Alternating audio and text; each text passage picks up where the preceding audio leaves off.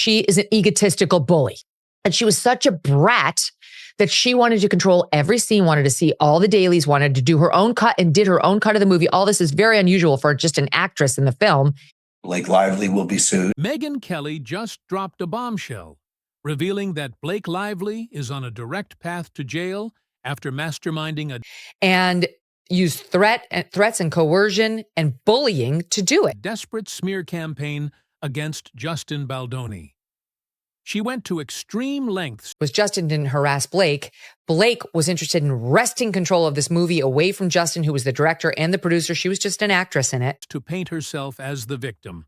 But all she ended up with was a one-way ticket to And so that's what happens to you, right? Then you run into somebody who seems like a witch who will take advantage of you and hurt you until finally even that kind of a guy rises up. Now, he didn't do it himself exactly. Absolute disgrace. Justin never harassed Blake. This was never about that.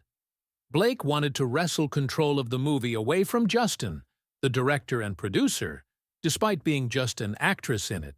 Now, Hollywood's queen of manipulation is finally facing the consequences, behind bars, and Blake Lively really thought she could waltz into Hollywood, hijack a movie, bulldoze...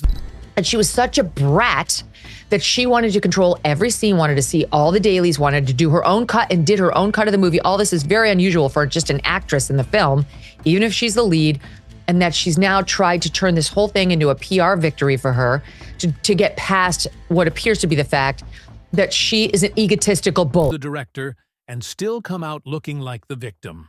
And yet, here we are, witnessing the biggest legal disaster of 2024 unfold like a reality show gone horribly wrong.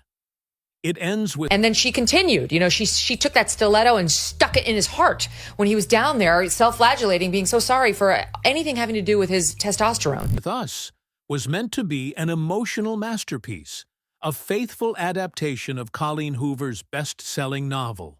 But thanks to Lively's relentless, insufferable need for control, it's now best known for bombing at the box office and sparking a multi-million-dollar legal war. Critics eviscerated it, audiences cringed, and it turned into a PR nightmare faster than Lively could rewrite another script with her so-called brilliant comedic touch. The perjury allegations alone could land her behind bars for... And that she's now tried to turn this whole thing into a PR victory for her to get past what appears to be the fact that she is an egotistical bully. Up to 4 years. And if the courts decide to make an example out of her, she could be facing the harshest penalties possible. Because, believe it or not, lying under oath isn't just another Hollywood publicity stunt. It's a felony. California Penal Code. Section 118 makes it crystal clear. Perjury carries up to 4 years in state prison and fines of up to $10,000. And let's be honest, if Blake really did falsify evidence or deliberately lie in court, the judge isn't going to care how many couture dresses she owns. Blake Lively didn't just try to sabotage Baldoni's movie. She tried to destroy his entire career. But in California, defamation laws don't play. If it's proven she fabricated lies to ruin him, she's in serious legal trouble. Baldoni isn't alone. He's got top attorney Brian Friedman and strong defenders backing him. Defamation lawsuits can cost millions, and his $400 million case against Lively isn't random. It's the price of her smear campaign. On top of that, she's facing a $7 million lawsuit from a PR firm. He burst in on me uninvited when I was breastfeeding my child. She says we should run lines together. He's like, anytime. And she's like, come on over. I'm breastfeeding the baby in the trailer, but come on over. So it's like it's written there, black and white. She invited him in, and a lot of women are comfortable having someone around when they breastfeed, so it's not so weird, especially out in Hollywood. She allegedly destroyed.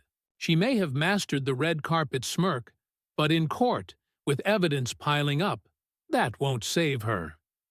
Megyn Kelly didn't hold back, calling out Blake Lively for her massive screw-up, even comparing her to Amber Heard 2.0. And let's be real. That's not a comparison anyone wants. Her allegations have fallen apart, and her "I was not really a bully, I was just targeted" allegations have fallen apart. And now he's going full Johnny Depp on her to show that she was the bully. She was the one harassing him. Kelly pointed out that Lively's entire legal strategy is falling apart. And if the perjury charges stick, she won't just get a Hollywood slap on the wrist, she'll be facing real prison time. Justin Baldoni wanted to make a powerful, emotional film. Blake Lively wanted total control, despite being just an actress.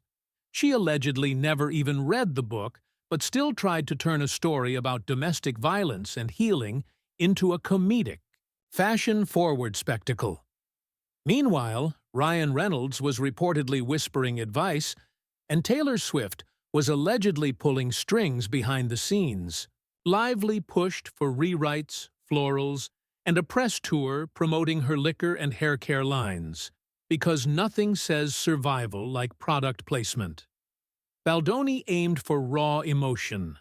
Lively wanted high fashion and one-liners. And that's exactly why this movie turned into a disaster. Early set photos shocked fans. What was supposed to be a gritty, emotional film looked like a Vogue commercial, with Blake Lively strutting in couture.